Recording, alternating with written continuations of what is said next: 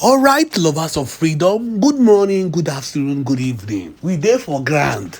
This is happening live and direct. The Biafrans have stormed the FCT Abuja. We are requesting for our referendum. Release Mazi Kano for us. Send back your petition and rubbish evidence shall be sent to Finland for them to jail Simon Ekpa. Enough is enough. All we are seeking for is our referendum. We don't want to go into any conventional war with the Nigerian state. We are not fighting the Nigerian state. We don't want to go into any conventional war with the Nigerian state. Enough is enough. You guys have dealt and marginalized the Biafrans for so long. You have marginalized the Biafrans for so long. So this is the time for us to take back what we have. This is the time for us to take back our freedom.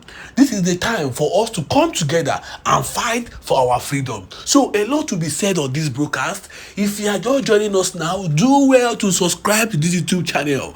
This is the only Biafran channel where you get your legit information, raw data regarding what is actually happening in Finland. That's the fight between the federal government and the Finnish authorities, and also the war that is going on in Biafra land. That is the war between the Biafran Liberation Army and the Zoo Army of Nigeria. So do well to react to these videos. Share your opinions on the comment section as we march forward for our freedom. Enough is enough. We are in Abuja and we will storm Aso Rock and we will make the whole world hear our voice, because enough is enough. This is getting to 4 years now. You kept Mazi Kano in DSS custody. There is no court in Nigeria that can try that man. The only thing you have to do after the secrets have been exposed, the only thing you have to do is to release Mazi Kano. Now, I'll be sharing an important video now so you can understand how these people have dealt with us. How the secret, Babangida IBB secretly said everything in that book. And the federal government should know that everything has been exposed. Now listen, as you react to these videos, you subscribe and share your opinions on the comment section. Now listen. In the counter coup, were senseless. Army officers of Igbo origin were killed in Abuja, in Ikeja, 3 of them in the north, and northerners and military officers then went to town. And Igbos were targeted. That was what you saw. Yes. In Kaduna. Igbo men and women were killed. Even children. Yes. That's what you call the pogrom. Yes. And because of the pogrom, there was war. Yes. In 1967, you joined the Nigerian army. Yes. After you have witnessed the pogrom. The program, yes. You joined the Nigerian army during wartime. Yes. When did you realize that it was a pogrom? Was it before you joined the army or after you have left the army? I saw everything.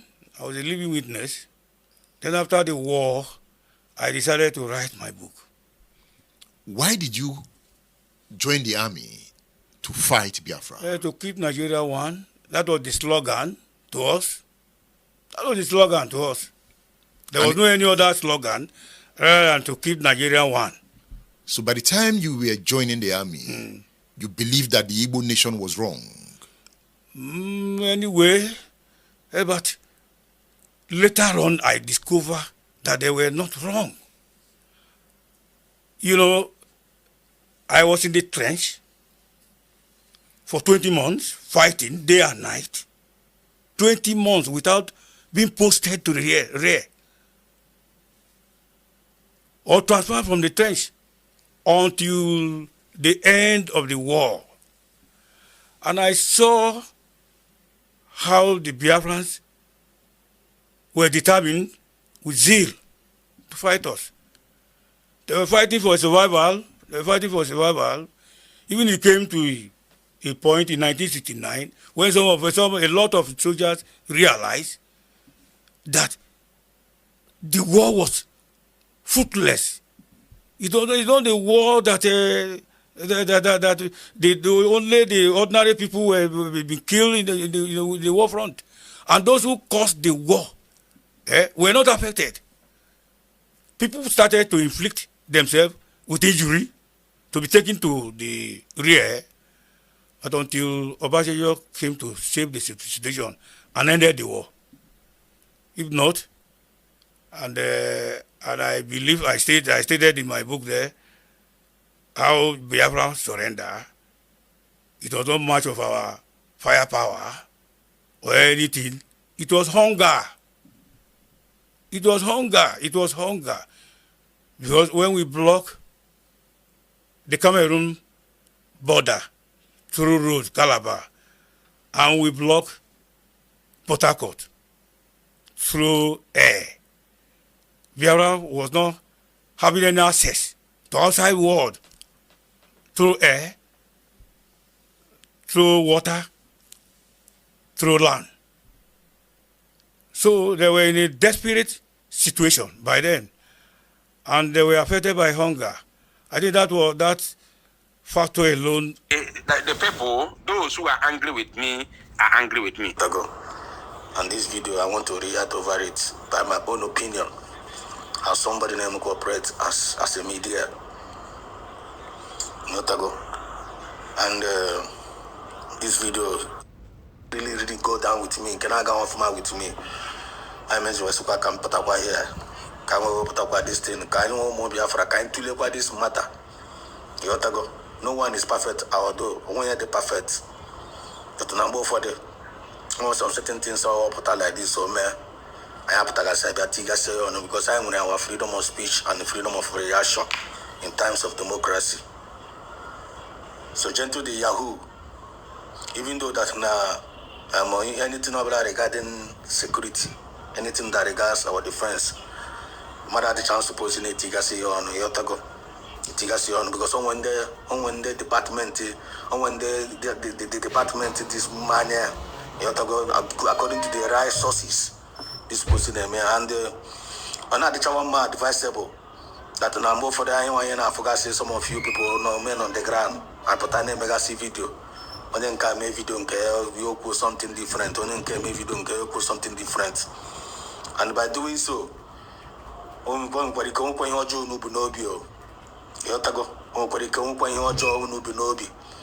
sometimes in a way Kunu correct us some certain things. In a way, things without knowing us sometimes you know not put online like sometimes instead of bringing correction, I know we put away more chaos among us as freedom fighters.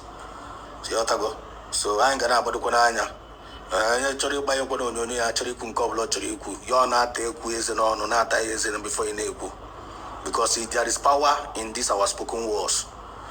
Because sometimes he could no longer when he destroy a nation, he could no longer when he beat the nation, never against Wenabia. So I just want to play this video. Can you require because a lot of us go detain. A lot of the media have been reacting over it. And that's one of my brother guy report about react over it, and I totally agree with him with his own analysis. So I actually put one or two things together from my own part of, can put my own contribution. You know, go.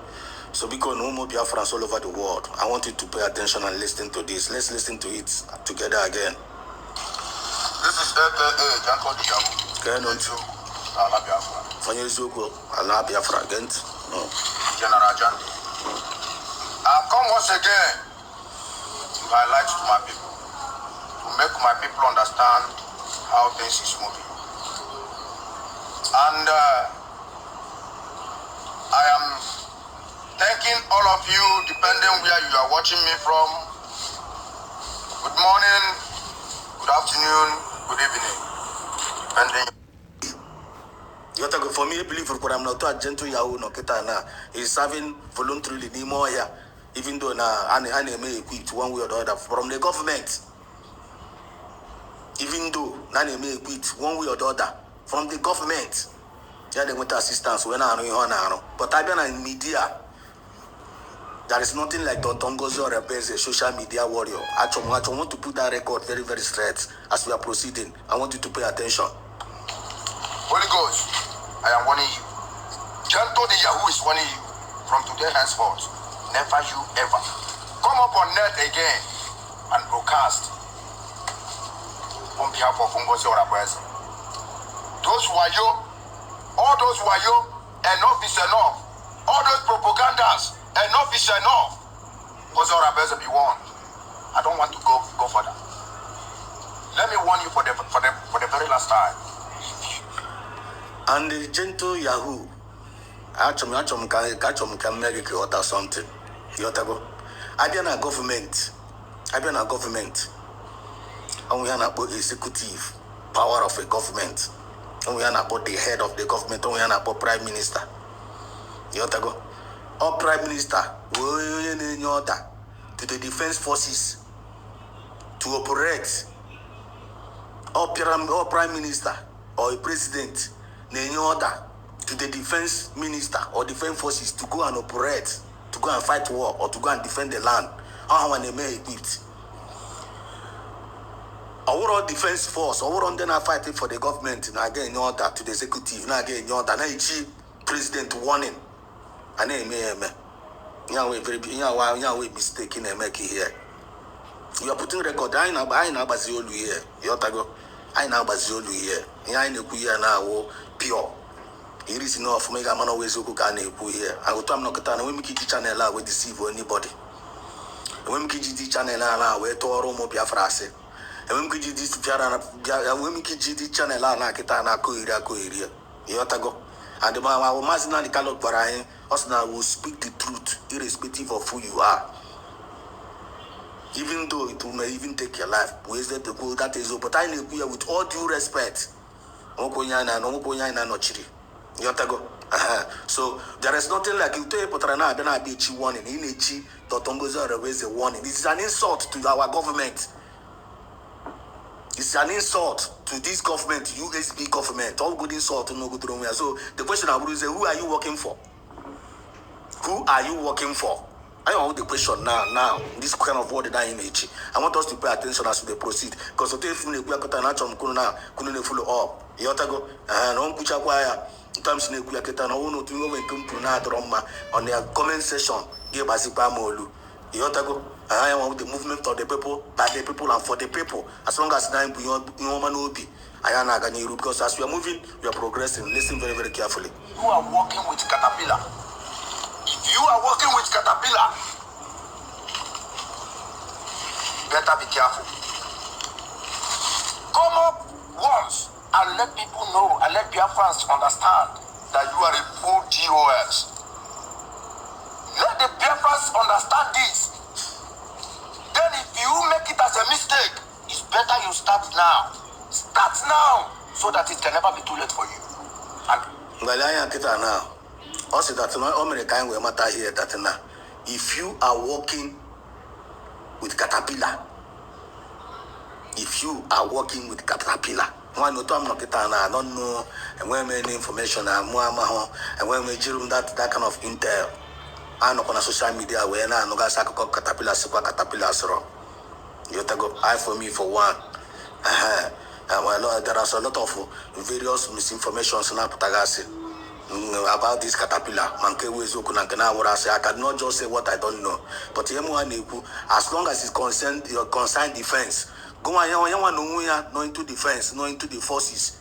I want about this Caterpillar more than any other person, or maybe government about the Caterpillar more than any other person. But you all know anything about this Caterpillar movement with the government. One, I know the supposed put on social media na BM. I know the supposed put on social media na BM. And they watch na the same commander Holy Ghost say on a warning. You should not come out online on social media and be broadcasting about Igwe Butozo. You want to go? Biafrans, we are against this commander Holy Ghost. How can you respect to before? Biafrans, we are against him because of what online now be a good security. Yeah. Against the Biafran government. Biafrans we boy as we see now a cheer warning. People rose against him. Now our back go to one side. Go on commander Gentle Yahoo. Now we make the same mistake. Commander Holy Ghost and you expect us we Biafrans to see it and keep quiet. I want here now. I want to put record here straight now. Because I want with the people. I want with the people. I want to choose. I want the people. I want to buy and touch both my government on ground. Now I'm going to see any element. I from get them my support. I from get enjoy us and car drop amma. You have to go. I'm going to advise any government. I need advice. And then when rifle sources say they need advice. I'm trying to be very, very, very sensitive here. You have to go.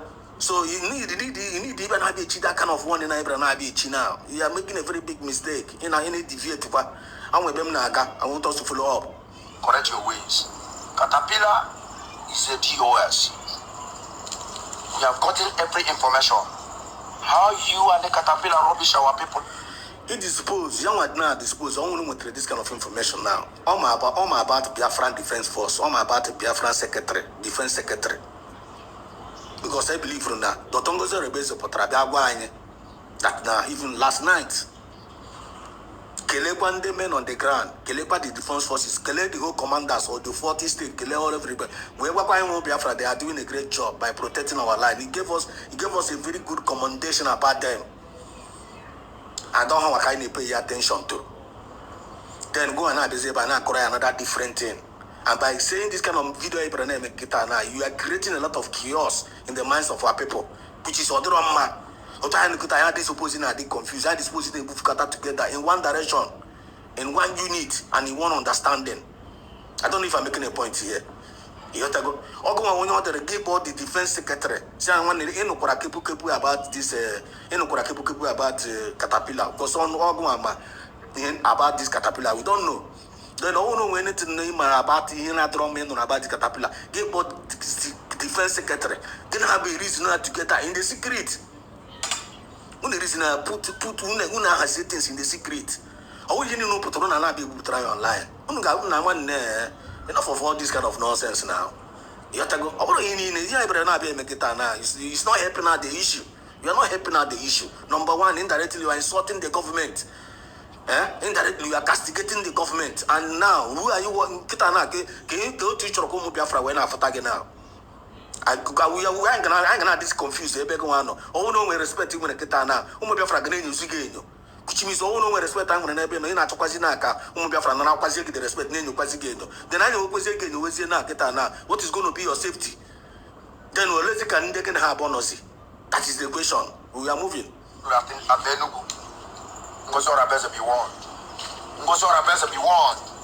This is a vital warning and a vital information to all Biafrans all over the world. If Ngozi Orabeze is working with the Caterpillar and what that is in them, Uruago, there we know that Ngozi Orabeze is a full DOS. There we know that Ngozi Orabeze is the one that sold Simon Eba. All this propaganda of it, we are tired of it. We don't want all this nonsense again to continue in Biafra nation. Ngozi Orabeze, be warned. I don't have much to tell you. Start from now and correct your ways. and they can carry all alone. But is it now? Is it if you single the vessel is working with Caterpillar, is working with Ikengi Iruago. And when Biafra on this kind of thing, how bank it? Number one, that no more Biafrans, no to Romo Biafrans, Anya. That there's nothing. Only Basra, this Biafran government within the IPOB Nigeria. IPOB Nigeria, they against Masina, they against Samanepa and his regime. They against Biafran government. They against the declaration of Biafra in Finland. Go to the Tongozo or basis, somebody who the whole world for para.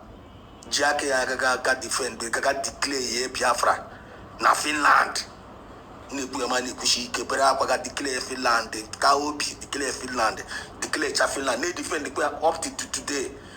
All this technical accusation. None I work with Ikengi Iruago. Go, now this is a false statement now.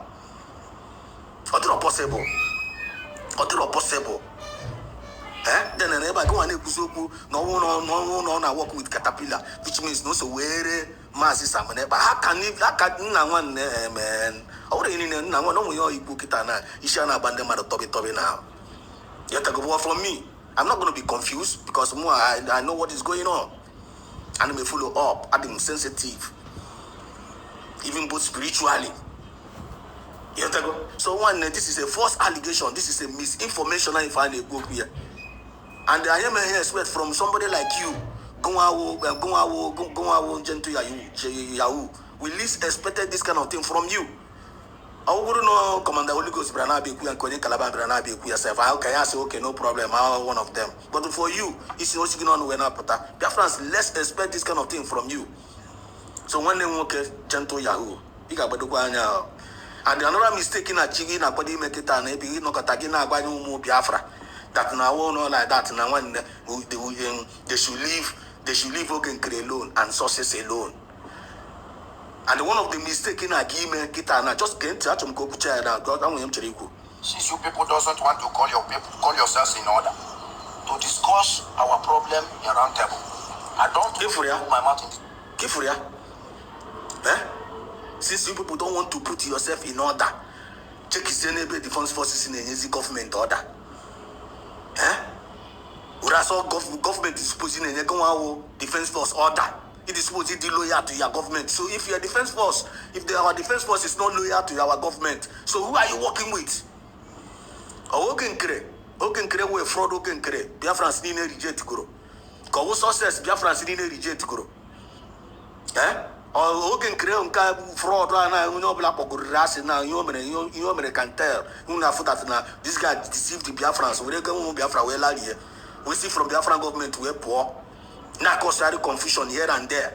Now to worry say from morning to night up to today I can debunk kwa lies here. Kina ga go mo Biafra na ga hapo ogen kraka. Instead of you go out gentle Yahoo, ga go ogen kre, yana success. Now the best advice you how that they should leave whatever thing they are doing and go back to the government and make sure that they are the loyal to the government. All your advice go out gentle Yahoo disposing ogen kre. And if you're not giving Ogenkere this kind of advice, you're making a very big mistake. Because Ogenkere is about to Ogenkere kwa di nwanne. Eba ina goes out rokwaya. Then all no way go Ogenkere nyerege. All no way go Ogenkere nyerege to come and speak against Biafran government. You are making a hell of a mistake. You are making a pure. You are making a very big akakwana de hosa no ba there. Then all no get go, you go to maybe to come and keep on defending Biafran land, defend and the life of. I can agree with you on that. In Kenya, Nata the money I give you defend our land on your disposal. Then all no go to come and speak against this government. You are making a very big mistake. One, you never make one mistake. I can side down. Say about Potawa. So the best advice go and disposing you again. To tell Ogenkere and his group, they are betraying this struggle because Ogenkere is working against the declaration of Biafra in Finland. On a work against it. Ogenkere doesn't have anything to offer to we Biafrans. And since after the declaration in Finland, he is putting Ogenkere at the table now for the well-being of this Biafran struggle. So why are you trying to come and be supporting him? I don't know Biafra got to this kind of thing. How about getting now? Obi Adria Hamma. How can we start give you? And you put too much effort in Biapogo. Because some of Biafra na ko this is how Gashike. Someone I say brother, because we so much love you. Gentle Yahoo and love for go. You was somebody now one the Biafrans in respect. So before going up at any Jews or former Jews, every Bukita to defend our land as you are, and you need to defend our land with a good spirit. Biafra land will defend you. But if we also buy atomic bomb na Buruya na ona pare, once he betray this struggle, Biafran spirit will leave you. And that can parage at any given time. And we are I happy. Achom Kim and Tenukwa, your focus. Kim and Tenukwa, your integrity, all the very, very important. I just want to I'm rounding up. Smarter. But since I got this information that you, Ngozi Orabeze, is working with Ikenga, Uruago, and the Caterpillar. Ngozi, your cup is coming on. Be careful. Biafrans, be careful with men on ground. Be careful with men on ground. Holy Ghost, Commander Holy Ghost, let me tell you this. Never you ever broadcast with Potoso again. Never you ever broadcast with Potoso again.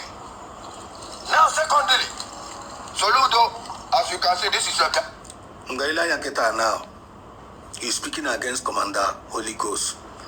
You can't aside the Commander Holy Ghost. So Commander Holy Ghost is speaking on his own favor. Okay, for no confusion on Abota, which is not necessary.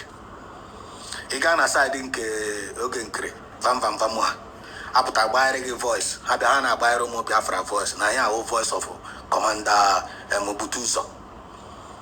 Now Bayre voice of Commander Butuzo. I'm not a from camp herself. Unyenke nona social media nekle mokwa no Commander Ross. Anokata yo ba voice in care. Condemn more voice in care na ba before. No Commander Butuzo. Suppose no am with the original Commander Butuzo. Okay, for the kind of distraction so now they create among us, which it doesn't make sense. And it can never deceive we Biafrans. Biafrans manke wezogu. Biafrans manke wezogu. So whatever confusion on create, you can never succeed in creating that confusion in the minds and the heart of our people. Because our people now muanya kazo. They will come and they will analyze you. At the end of the day, so this is unnecessarily. So only when a confusion among you people, go back inside door and solve your problem. You people should stop bringing all this nonsense in the social media for us. I need all this kind of thing now. I need really move ahead. Now we declare go Biafra. What if we declare Biafra now? And in the Nigerian government to ultimatum for them to take over their army and the forces out of our land. Then at the same time, I was here that name will go 40 states, even 40 states, they will go representative, they will go governors. And I know God got elected, I know go do already now. Very, very soon, I'm going to take over the office and they start these governors, Ghana, Kabacha. Then I actually lay our hand in our resources to develop our land. I want to went through very, very hard to understand. When you put out more like this, yourself, it doesn't make sense to us anymore. And we are not confused. We are moving ahead. And this our government, they are doing a great job. Hard the focus. Cabinet in Abale. All eyes can see it. So when no one able to okay, Yahoo Kuzuroku now, Ebo Kuroku, Yabasara Soludo. One Eba, where disposed the focus. I only hope a rabbi, Yakita, and all not really no Granaka against this government and against now. You all know about Baba Union. May video strictly for a number of state and governors, start these governors, Chia wanted. One no Biafra Gana Koreaka. You all know on that Biafran government. Biafra Gana Koreaka. But if I better this kind of contradiction, now I will not go clap hand for you. Lie, we no go clap hand for you. That respect and that command they natural, they don't go give them to you. Because respect and the end. And the end, you may think command, Biafrans will negate that end respect. You may culture, when we get men culture, give them respect, no more Biafra, you get respect. And I go there, I'm rounding up now. Biafra mad. That get is young. You see it? And I'm going to take the address down. We are fully ready. Soludo, stop deceiving our people. I am a former that in our age ago, the same thing hope now. I tell you. Age ago, minister in the house of Fulani jihadists, in the house of Boko Haram, just to deceive our people. You are tackling pastor churches. You are tackling native doctors. Soludo, roll them back. Kunu yangwa mamiya. Soludo against Boko Haram. Apopia cause. You see? Imagine. Soludo against the bandits. Soludo against the bandits. As if repented bandits, repented Boko Haram, and made him march in the military. I tell you. Soludo, but I get you there. You come on, freedom fighter. Freedom fighter. Akuchi Abuja. You people will kill him. Imagine. Arrow. Soludo, ordinary Biafran separatist people that are fighting for their freedom. People that are fighting for their freedom. Soludo, you people will catch them and kill them. I'm telling you. Which is very Soludo, bad. when we went to the line this life, Biafra repented. Only people that are asking for their freedom. And you people are killing them like a fowl. Soludo, now we find out. Now we find out that Tinubu and the national security advisors are not the ones troubling Igbos. That it is the Southeast governors and senators. People are fools. See? But that's no problem. We are getting ready for you people. Shiraka the war over the because Onyo Kujat is coming after you. Biafrans is coming after you. Soludo, keep on doing whatever you are doing. Biafrans is coming after you. Wanakuna Fuguyada. Nkifo Kurunaki Basakita now. I totally agree with him on this particular one. And I believe Biafrans all over the world, millions of Biafrans will totally agree with him on this particular one. All na this video, this my brother Americana now, na this first match, you will also some guy and Kikbas addressing the Southeast governors, addressing Tinubu and his cohorts against the injustice and they met on Igbo Biafrans. Only in when the Biafrans all over the world and I Koreaka by today. Because he can never be you go tell Oketana as a Biafran defensive force. He cannot be a fighter against your government or Biafran government. He cannot fight against the government, the legitimate Biafran government. He cannot fight against the not castigating one way or the other.